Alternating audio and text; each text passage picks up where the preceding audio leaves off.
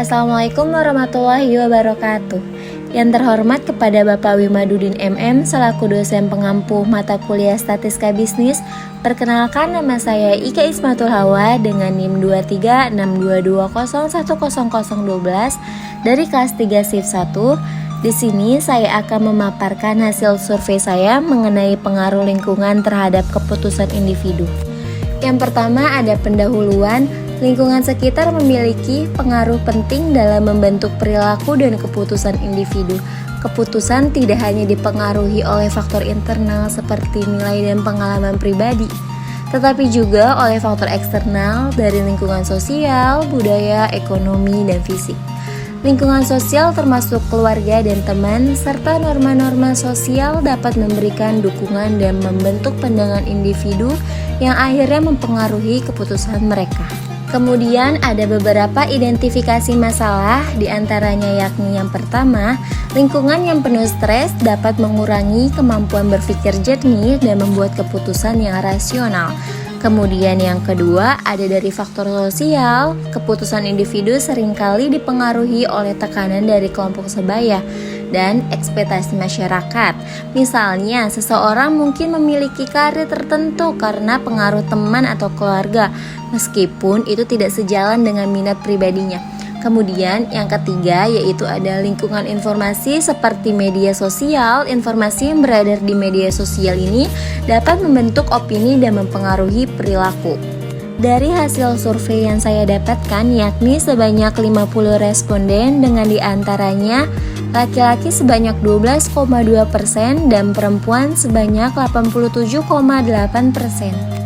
Data yang diperoleh usia responden yakni 17-19 tahun sebanyak 34%, 20-23 tahun sebanyak 60%, dan 24-27 tahun sebanyak 6%. Kemudian ada data yang diperoleh status pekerjaan dalam responden ini, ada mahasiswa sebanyak 84%, karyawan swasta sebanyak 12%, freelance sebanyak 3%, dan wira swasta sebanyak 1%.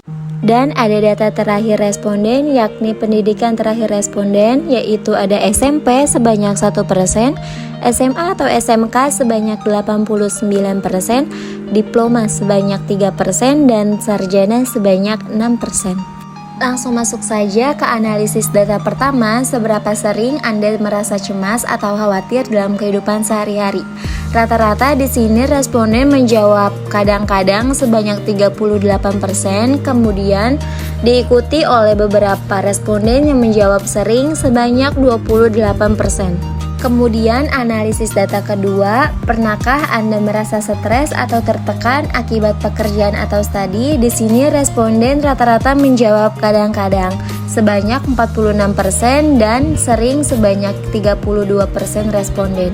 Analisis data ketiga, apakah merasa puas dengan kualitas tidur Anda? Rata-rata responden menjawab cukup puas dengan sebanyak 50% responden. Kemudian ada beberapa responden yang menjawab tidak puas sebanyak 36% dan ada juga yang menjawab sangat puas sebanyak 14%. Analisis data keempat, seberapa sering merasa bahagia atau puas dengan hidup secara keseluruhan?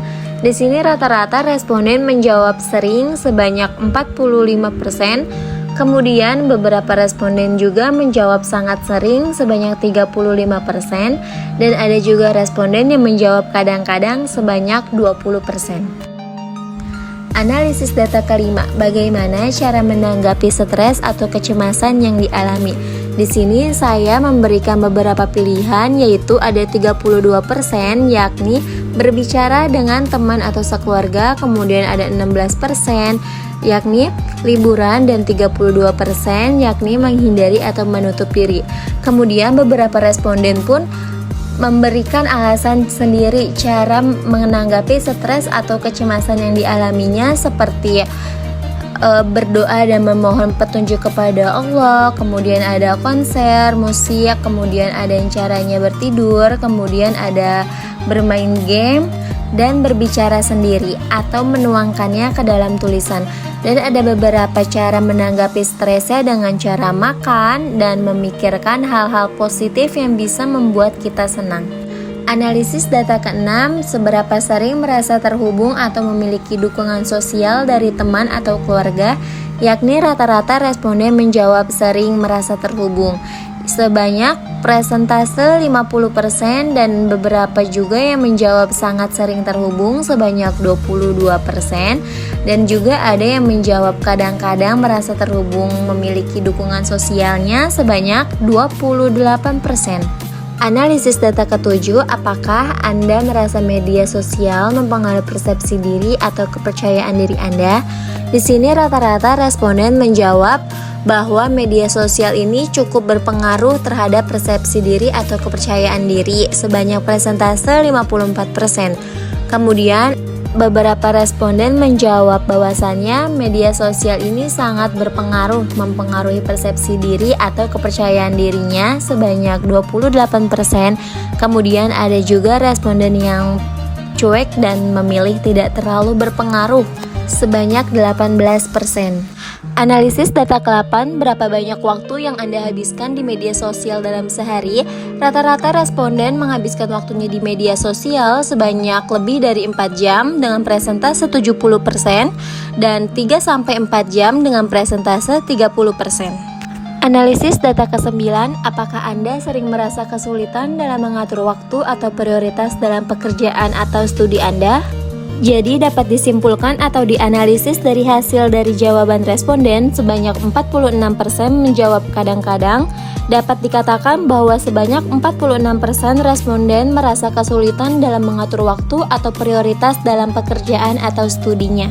Kita lanjut analisis data yang terakhir, yakni data yang ke-10, seberapa sering Anda meluangkan waktu untuk aktivitas yang Anda nikmati seperti hobi, rekreasi, dan lain-lain. Jadi dapat dianalisis dari hasil jawaban responden sebanyak 40% menjawab jarang, dapat dikatakan bahwa sebanyak 40% responden jarang meluangkan waktunya untuk aktivitas seperti hobi dan lain-lain.